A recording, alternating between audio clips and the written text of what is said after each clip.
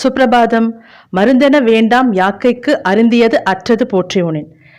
இன்னைக்கு நம்ம செய்ய போகிற உணவு அதிகமாக இந்த காலகட்டத்தில் தேவைப்படுற ஒன்று. இன்றைய தலைமுறை குழந்தைகளும் பெண்களும் இந்த குறைபாட்டால் அதிகம் பாதிப்படைகிறாங்க. அது என்னன்னு பார்த்தீங்கன்னா சுண்ணாம்பு சத்து குறைபாடு, கால்சியம் டெஃபிஷியன்சின்னு சொல்கிறோம்ல, அதுதான். அதை சரி செய்யக்கூடிய உணவு வகையை செய்ய தேவையான பொருட்களை பார்க்கலாம். வானலியில் 2 டேபிள் ஸ்பூன் நல்லெண்ணெய் விட்டுருக்கு. சோம்பு 1/4 டீஸ்பூன், ஜீரகம் 1/4 டீஸ்பூன், கருவேப்பிலை பொடி 2 டேபிள் ஸ்பூன், உப்பு தேவையான அளவு,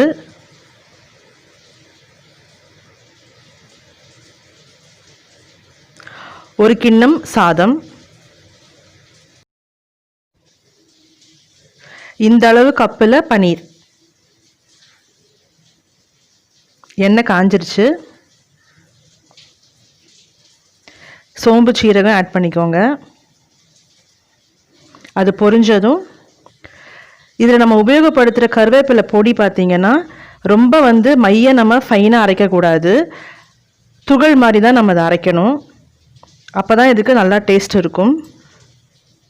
சாதாரணமாக கருவேப்பிலை சாதம் யாரும் விரும்பி சாப்பிட மாட்டாங்க. அது கூட இப்போது அது பொரிஞ்ச உடனே நம்ம கூட பன்னீர் சேர்த்துட்டோம்.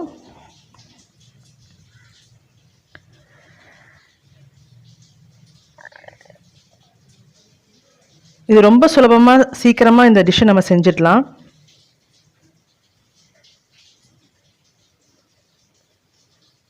இதற்கு தேவையான உப்பு மட்டும் போட்டால் போதும்.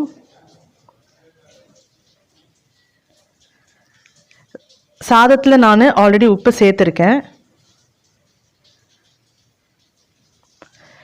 கருவேப்பிலையில் பார்த்தீங்கன்னா நிறைய பேருக்கு அயன் சத்து தான் ஜாஸ்தி இருக்குதுன்னு நினைப்பாங்க. ஆனால் அதில் கால்சியம் சத்து தான் ஜாஸ்தி இருக்குது அயனை விட.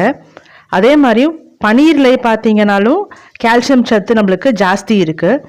அதனால் இந்த 2 வகைகள், அதாவது கருவேப்பிலையும் பன்னீரையும் இந்த மாதிரி நம்ம நல்லெண்ணெயில் சேர்த்து சாப்பிடும்போது நம்மளுக்கு கால்சியம் சத்து அதிகமாக நம்ம உடம்பில் சேரும்.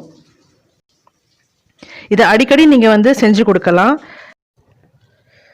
பாலில் தான் கால்சியம் சத்து இருக்குது, அது குடித்தா தான் கால்சியம் கிடைக்கும் நம்மளுக்கு அப்படின்னு நினைக்கிறவங்களுக்கு இந்த உணவு வகை ஒரு அமிர்தமாக இருக்கும்.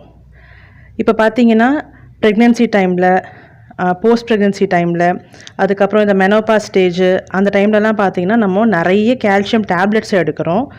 அதுக்கு பதிலாக இந்த மாதிரி உணவு வகைகள், கால்சியம் சத்து இருக்கிற உணவுகளை யூஸ் பண்ணி அதில் நம்ம ரெசிபீஸ் ப்ரிப்பேர் பண்ணி அதை சாப்பிடும்போது நம்மளுக்கு கால்சியம் டேப்லெட்ஸ் எடுக்க வேண்டிய சூழலை தவிர்க்கலாம்.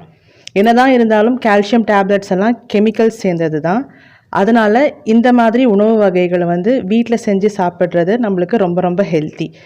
இந்த சாப்பாடு பார்த்திங்கன்னா இந்த கருவேப்பிலை பொடி நீங்கள் ரொம்ப ஃபைனாக அரைக்கிறத விட இந்த மாதிரி நான் வச்சுருக்க மாதிரி திப்பி திப்பியாக அரைச்சாதான் அது ரொம்ப நல்லா டேஸ்ட்டாகவும் இருக்கும்.